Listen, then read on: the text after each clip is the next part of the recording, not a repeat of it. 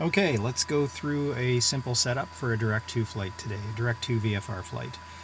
I normally do this while the engine is running, while I'm waiting for my oil temperature to come up before my run up, but I know I'm going to have a long wait on the taxiway today, so I am going to give a demo here while we're just getting ready to start the plane.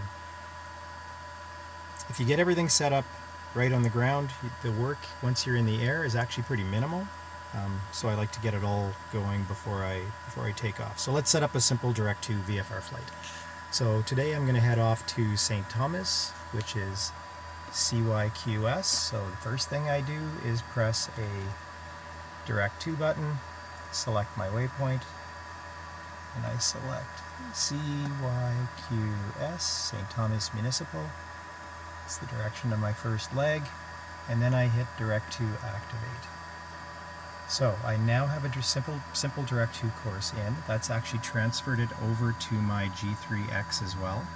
So you can see I have it sitting there ready to go. I can open up my map window and you can see where it's taking me, bearing of 228. So close that back up.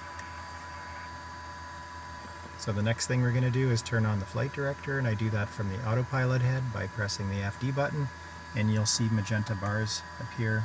So basically now my flight director is on. I also set my lateral navigation source to nav, which is GPS, localizer, or VOR. And you can see that it's talking to my GPS right now on the autopilot display. I can verify it's the external GPS, which is called GPS1. So right now, the way this is, this will fly my lateral navigation for me on the course that I've set, the DirectTo course to St. Thomas, which is my active flight plan. The cool thing about this setup though is it'll fly a vertical profile for you too as well. So if you want it to fly a vertical profile, first thing you have to do is set the altitude bug at the cruising altitude. So today we're going to be westbound VFR, so we are going to select our altitude, which will be 6,500 feet. You can enter the altitude bug that way, or you can spin this knob down here and it will change your altitude and set your altitude bug this way, whichever one you're more comfortable with. So it now knows where you want to fly to and what altitude you want to level off at or climb to. But it doesn't know how you want to conduct the climb. There's two basic ways you can do it, indicated airspeed mode and vertical speed mode. I always do my climbs on indicated airspeed, pressing this button up here, IAS. And I do that because it is the safe choice.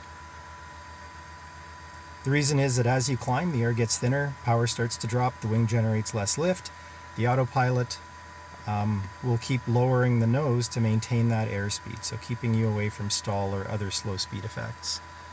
If I was to select the other option, vertical speed, I could set a rate of climb in feet per minute. But what happens is, as you climb and those same conditions occur, the autopilot would keep pitching the nose up to maintain that rate of climb, something that would cause the airspeed to continually drop, which is definitely not what you want. So always indicated airspeed.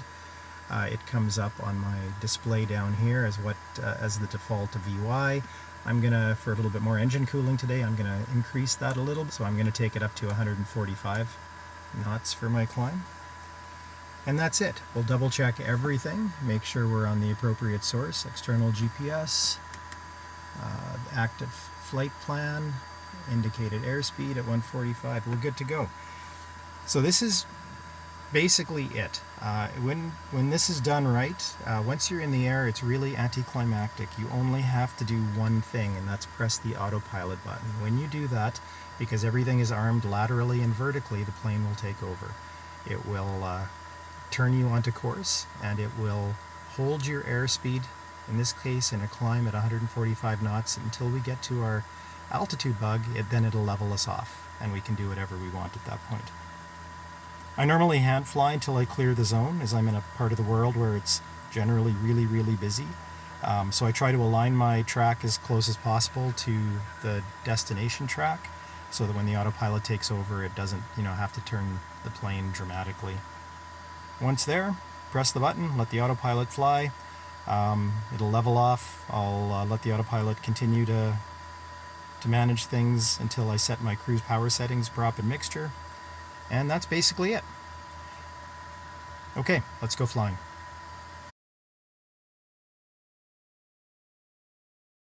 Delta, weather at 1300 Zulu, automated observation, wind 180 at 3, visibility 9er, sky clear, below 10,000, temperature 4, dew point 2, altimeter 3020, approach, RNAV, runway 26, arriving and departing, runway 26.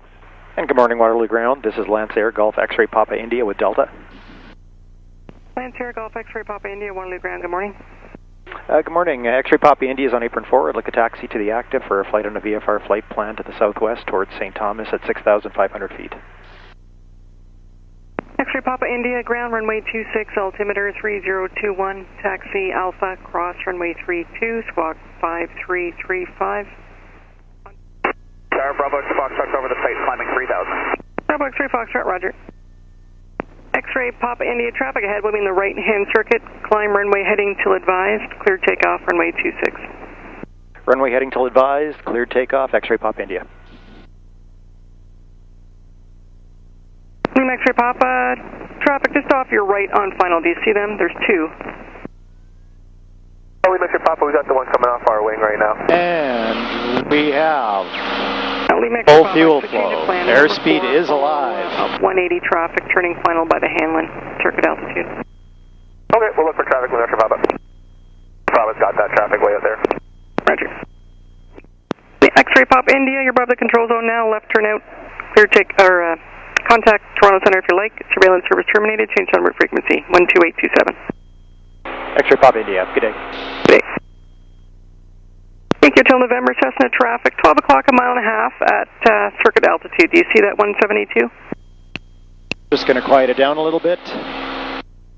We are holding close to the altitude, or to the airspeed that we wanted to hold. Traffic in the Midland and just getting it sort of rough turned towards the course. Currently, everything is set up in the autopilot. East of the Midland VOR. You can see the track on both my maps.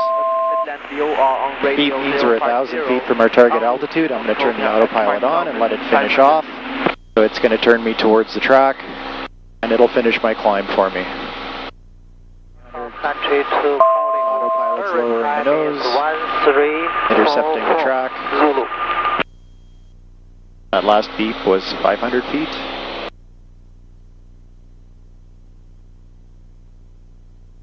We are still at full power. Turning on course. Everything is looking good. Airspeed is climbing. Reduce power, get to cruise. Configuration, so today I'll fly at 21 inches of manifold pressure, 2,300 RPM. At 3,500. Autopilot has us dead on track. Got the wind correction in, although we have a pretty much straight headwind this morning. Strong winds out of the west. We're going to just reduce power down to 21 inches.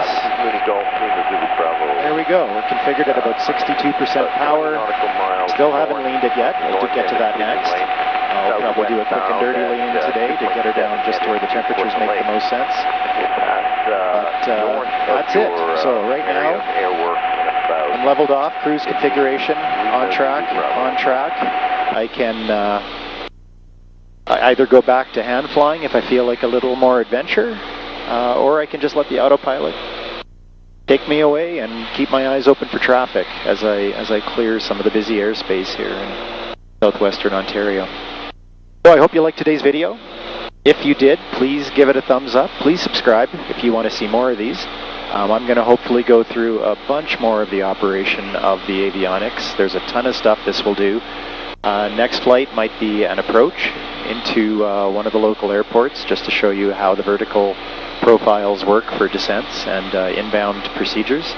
If you want to watch, please subscribe so you don't miss it. And till then, have a great day. Talk to you soon.